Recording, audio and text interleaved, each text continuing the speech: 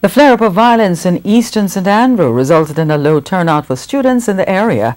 School officials say only 25% of the students turned out at the Norman Gardens Primary and Junior High School Monday morning.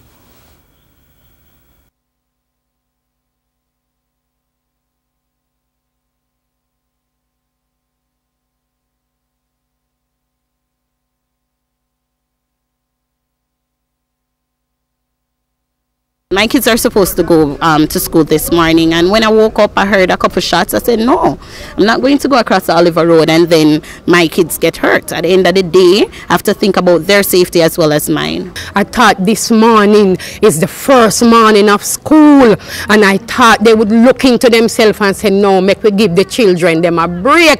It's 30% of Norman Gardens students went out this morning because of gunshot. We need it to stop, and we don't need it to stop tomorrow. We need it to stop now. Officials from the school and the Education Ministry were locked in a meeting today discussing the impact of the violence on the school. In the meantime, caretaker for St Andrew Eastern, Venetia Phillips, and the police sought to reassure residents.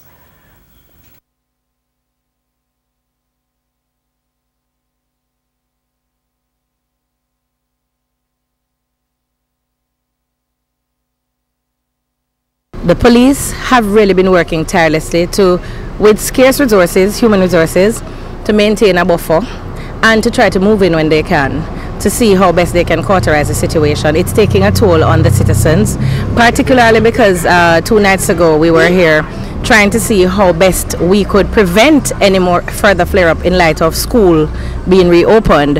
Of course, that was not to be, as even this morning we had, exchange.